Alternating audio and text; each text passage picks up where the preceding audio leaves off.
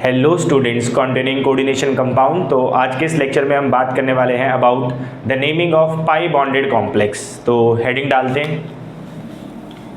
Naming of pi bonded complex.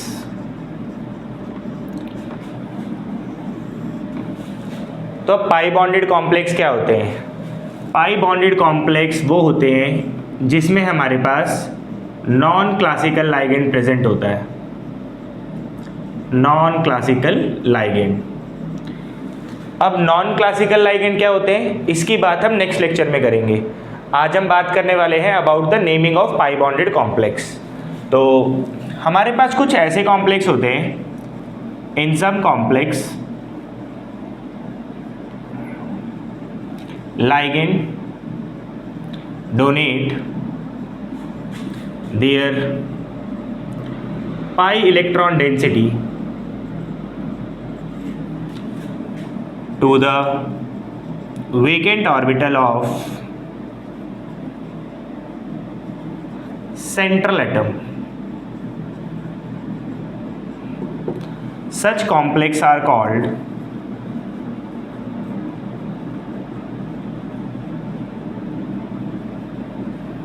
Pi bonded complex. तो हमारे पास बहुत सारे ऐसे कॉम्प्लेक्स होते हैं जिसमें जो लाइगेंड होता है वो अपनी पाई इलेक्ट्रॉन डेंसिटी ट्रांसफर करता है in the vacant orbital of central atom. तो हमारे पास कुछ एग्जांपल्स हैं, जैसे कि हमारे पास है ethylene, CH2 double bond CH2। तो ये क्या करता है, ये अपना पाई इलेक्ट्रॉन क्लाउड ट्रांसफर करता है वेकेंट ऑर्बिटल ऑफ मेटल में। ऐसे कॉम्प्लेक्स को क्या कहा जाता है? पाई बॉन्डेड कॉम्प्लेक्स कहा जाता है। तो अगर हम इसको रिप्रेजेंट करना चाहें तो दिस इज इथाइलिन। तो इसको रिप्रेजेंट कैसे किया जाता है? इसको लिखा जाता है ईटा पावर 2 C2H4। इसको कहा जाता है हेप्टिसिटी।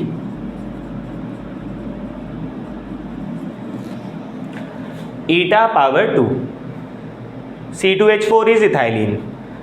अब हेप्टिसिटी क्या होता है? अगर हम हेप्टिसिटी की बात करें,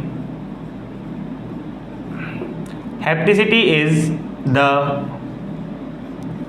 total number of carbon atom in continuous form which are coordinated to central atom। तो जैसे यहाँ पर आप देख पा रहे हैं कि ये दो कार्बन पाई इलेक्ट्रॉन डोनेट कर रहे हैं अपना मेटल के वेकेंट ऑर्बिटल में। तो ये दो कार्बन इस मेटल के साथ कनेक्टेड हैं, तो इसकी हेप्टिसिटी कितनी हो जाएगी? 2। तो इस बात को आप नोट कर लें।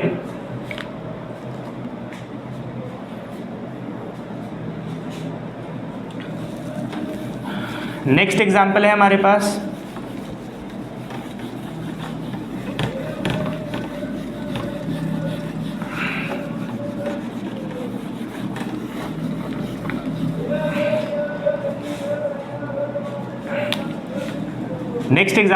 पास बेंजीन,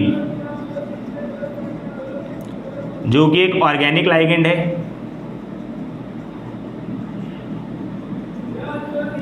तो बेंजीन अपनी पाई इलेक्ट्रॉन डेंसिटी ट्रांसफर करता है वेकेंट ऑर्बिटल ऑफ मेटल में।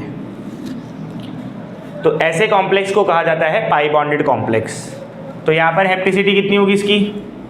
These 6 carbons are connected to, are coordinated to the metal, तो हेप्टिसिटी इज 6। तो ईटा 6 C6 H6। तो ये इसका रिप्रेजेंटेशन हो जाएगा। एक और एग्जांपल है हमारे पास, साइक्लोपेंटा डाइनाइल आयन। तो दिस इज साइक्लोपेंटा डाइनाइल आयन। तो यहाँ पर भी अपनी पाई इलेक्ट्रॉन डेंसिटी मेटल के वेकेंट ऑर्बिटल में ट्रांसफर करता है। तो तो इसका एग्जैक्ट स्ट्रक्चर तो कुछ ऐसा होता है।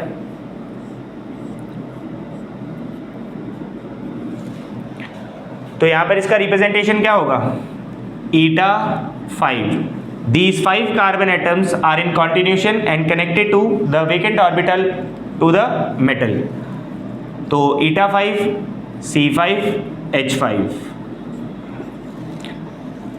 तो ये हमारे पास रिप्रेजेंटेशन हो जाएगा किसका, साइक्लोपेंटा डाइनाइल आयन, जिसके ऊपर कितना चार्ज होता है, -1।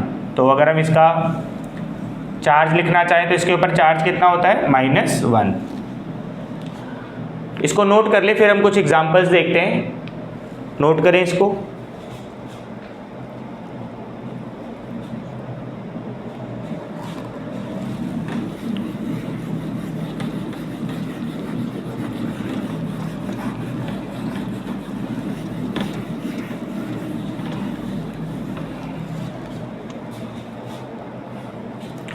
तो सबसे पहला एग्जांपल है हमारे पास जी सॉल्ट।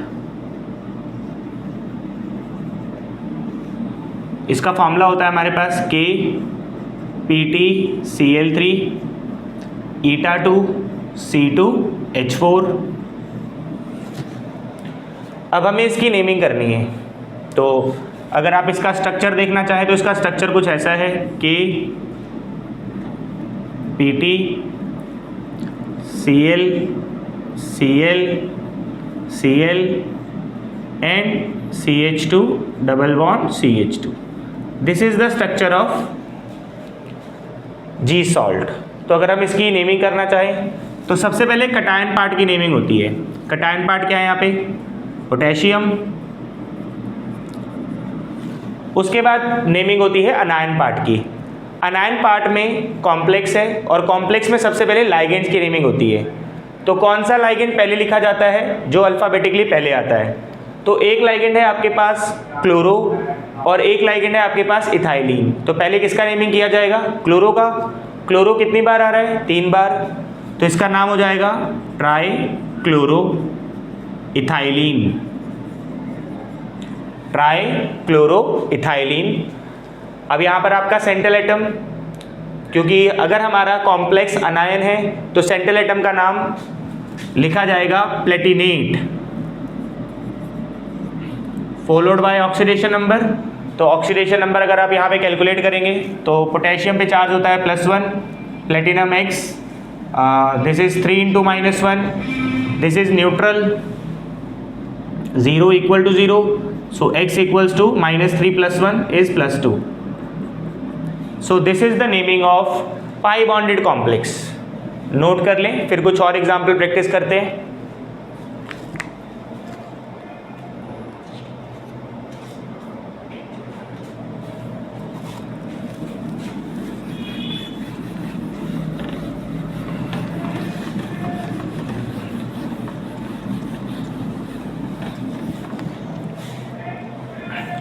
नेक्स्ट एग्जाम्पल है हमारे पास क्रोमियम ईटा 6 C6H6 होल ट्वाइस।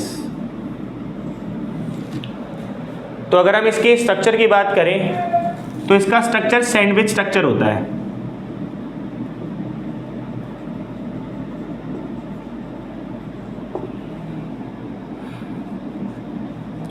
बेंजीन अपनी पाई इलेक्ट्रॉन डेंसिटी ट्रांसफर करता है सेंट्रल एटम को।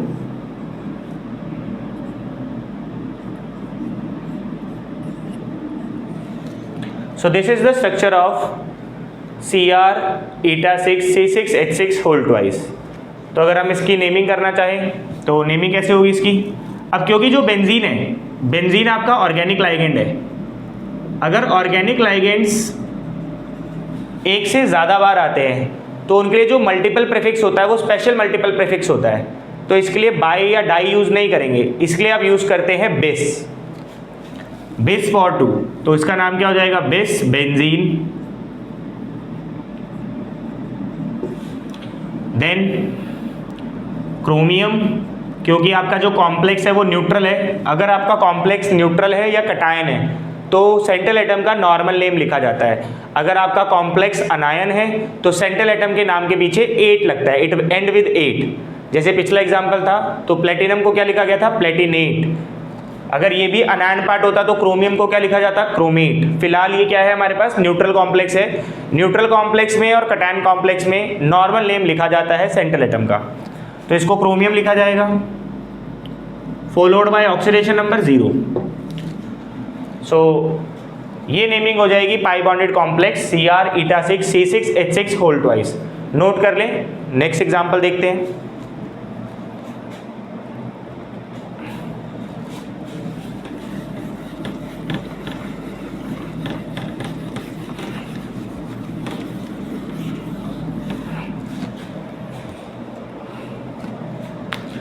नेक्स्ट एग्जांपल है हमारे पास फेरोसीन।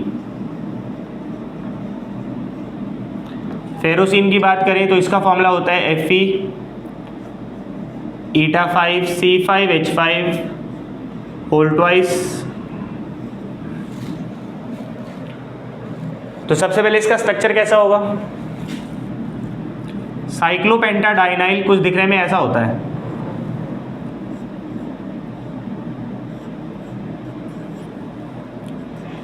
और ये अपनी पाई इलेक्ट्रॉन डेंसिटी ट्रांसफर करता है to the vacant orbital of central atom. So this is the structure of ferrocene. अगर इसके नाम की बात करें तो सबसे पहले लाइगेंड्स का नेम लिखा जाता है। इसका नाम है साइक्लोपेंटाडाइनाइल। अब इसके नाम में ही एब्रीविएशंस आ रही हैं, पेंटा, तो इसका अब ये लाइगेंड 2 बार आ रहा है तो इसके लिए आप डाई का यूज़ नहीं कर सकते। अगर आपके पास एब्रीविएटेड लाइगेंड्स होते हैं तो उनके लिए आपको स्पेशल प्रीफिक्सेस का यूज़ करना होता है, लाइक बिस फॉर 2, ट्रिस फॉर 3। तो क्योंकि ये एब्रीविएटेड लाइगेंड है, क्योंकि इसके नाम में पहले से ही एब्रीविएशन है, साइक्लोपेंटा, पेंटा पहले से ही आ रहा है इसके अंदर, तो इसके लिए आप स्पेशल प्रीफिक्सेस का यूज़ करेंगे। तो यहाँ पर आपके पास 2 बार आ रहा है, तो बिस, साइक्लो, पेंटा, डाइनाइल। अभी आपका कॉम्प्लेक्स कैसा है, न्यूट्रल कॉम्प्लेक्स है, तो यहाँ पर क्या आ जाएगा आपके पास, iron, followed by oxidation number. तो अगर आप इसको x मानेंगे तो 2 टाइम्स साइक्लोपेंटा डाइनाइल पे चार्ज होता है -1 का, तो यहाँ से आपके पास ऑक्सीडेशन नंबर कितना आ जाएगा, 2। So this is the structure of ferrocene and naming of ferrocene. Note कर लें इस बात को।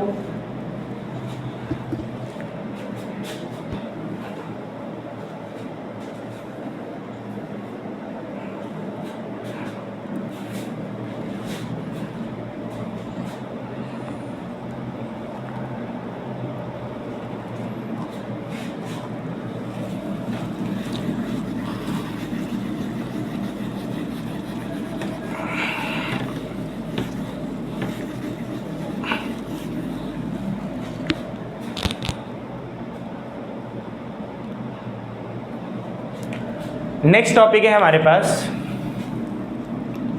Organometallic compound. Organometallic compound.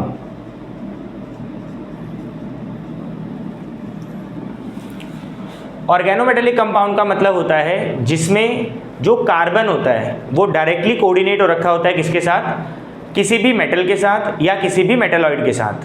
तो those compound in which carbon atom is directly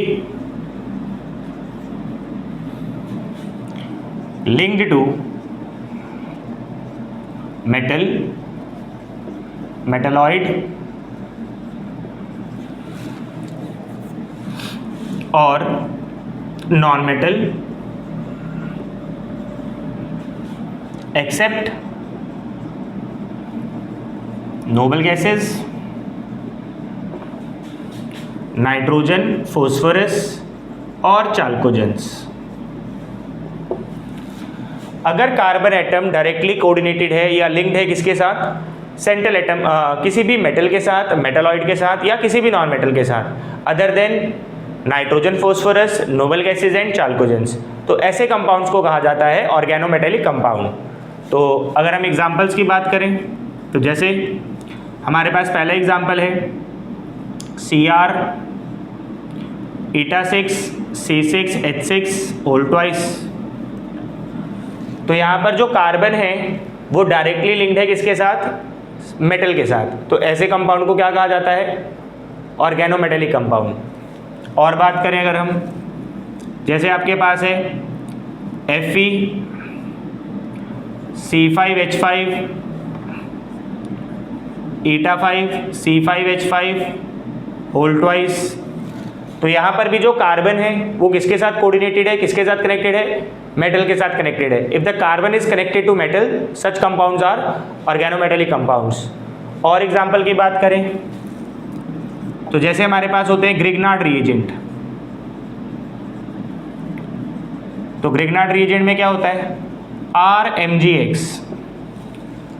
carbon is directly attached to the metal, such compounds are organometallic compounds. और बात करें अगर हम, तो जितने भी हमारे पास कार्बोनिल कंपाउंड होते हैं, carbonyl compounds are organometallic compound. Carbonyl compounds का मतलब यहाँ पर ये है जिसमें carbonyl as a ligand use हो रहा होगा, जैसे कि FeCO होल 5, NiCO होल 4। तो ये वो कंपाउंड्स है जिसमें जो कार्बन है वो डायरेक्टली अटैच्ड है मेटल के साथ और carbonyl as a ligand use हो रहा है। जिन कंपाउंड्स में carbonyl as a ligand use होता है ऐसे कंपाउंड को कार्बोनिल कॉम्प्लेक्स भी कहा जाता है। तो यहाँ पर carbon is directly link to the metal, so these compounds are organometallic compounds. Note कर लें इस बात को।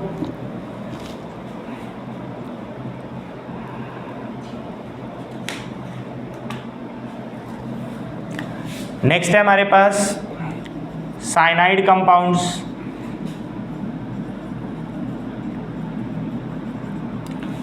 NiCN होल 4 2- या फिर K4FeCN होल 6। तो इन कॉम्प्लेक्स में भी क्या हो रहा है, जो कार्बन है वो किसके साथ कनेक्टेड है? सेंट्रल एटम के साथ कनेक्टेड है, मेटल के साथ कनेक्टेड है। ऐसे कंपाउंड को क्या कहा जाता है? ऑर्गेनोमेटेलिक कंपाउंड कहा जाता है। नोट कर ले इस बात को। That's it for now, thank you.